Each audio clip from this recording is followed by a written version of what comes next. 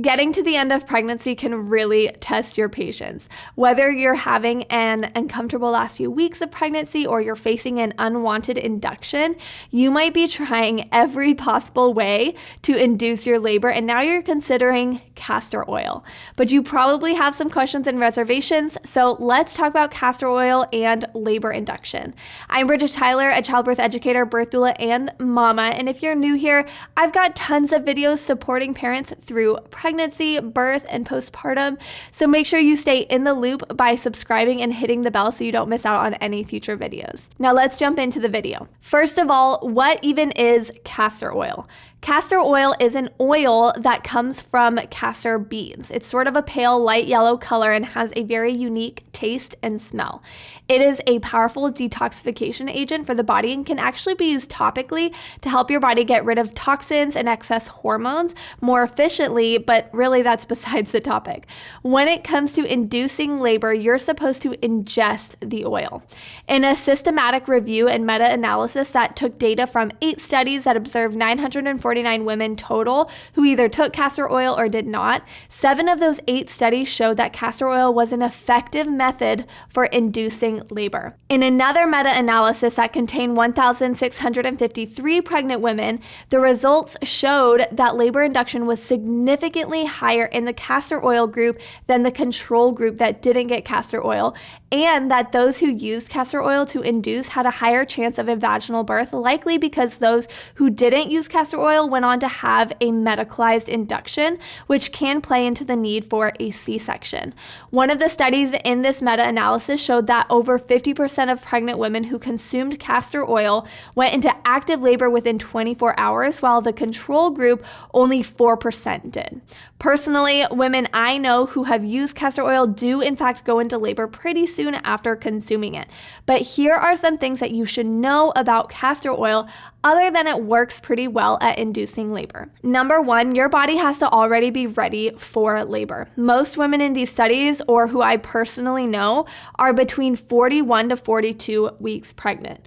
Number 2, your baby is the best one to decide when birth should happen. An at-home castor oil induction is still induction. You still may be forcing your baby out before they're ready to, and that has risks in and of itself, like less time for their lungs to mature, less time for baby to put on that good fat that they need, and less time for them to be coming down deeply into the pelvis to make labor easier and more efficient for you and for them.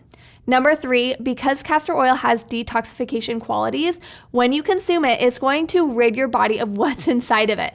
That might mean causing diarrhea, vomiting, or at least an uncomfortable tummy ache. Number 4, because it's inducing labor, there's a possibility it can cause uterine hyperstimulation.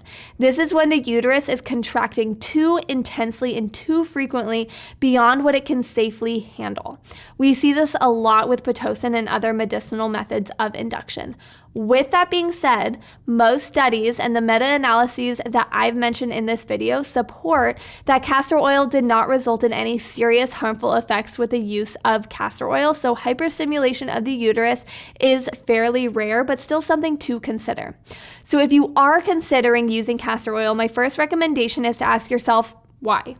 If it's just because you're feeling over it, I encourage you to find ways to make these final weeks more manageable, whether that's getting help with other kids in your house, getting a massage, making Epsom salt bath soaks, a daily ritual, anything that is going to help this waiting game feel easier for you. If it's because you're getting close to or have just passed your due date and you're feeling pressured by your provider, I encourage you to look more into what due dates actually are.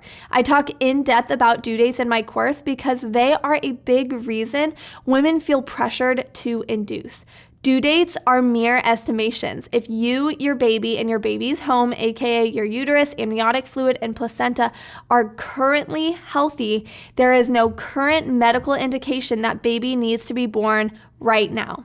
In general, the safest way for labor to start is when your baby and body make it happen on their own. The second recommendation I would give is to consume it under the guidance of a trusted care provider.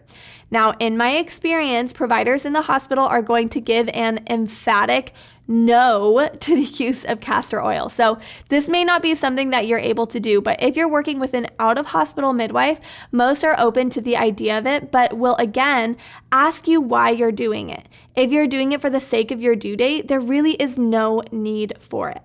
And recommendation number 3, do not overdo it. Start in small doses. In most studies, a single dose is around 60 ml, which is about 4 tablespoons. But remember, castor oil has a tendency to cause nausea, vomiting, or diarrhea. So if you choose to use this induction method, you may want to start with a smaller dose, around 1 to 2 tablespoons every 4 hours. I'm not necessarily saying you should use castor oil. I personally wouldn't, because I truly believe that babies and mamas' bodies know the best time for labor to begin, and due dates are really a modern invention that make many moms feel like their body is incapable to do what it has literally been designed to do: give birth. However, it might be the best decision for you and your birth, and that's for you to decide. In my experience, one of the best things that you can do in the final weeks of pregnancy is to really quiet your mind, connect with your breath, and tune into and trust your body and baby. And one of the best ways that this is accomplished is through meditation. I have a whole workshop dedicated to meditation and hypnobirthing that includes albums to use in pregnancy as you prepare mindfully and peacefully for birth, and to use all throughout your labor as well. Your mind is so powerful, and often a stressed mindset inhibits the body to relax and allow labor to start. So I encourage you strongly that if you're feeling stressed and in a time crunch, get those meditations, learn how to do the breath work I teach you in the workshop, and allow yourself to trust in this process and in the reality that you are built to birth. So thanks for being with me in this video, and I'll see you in the next one.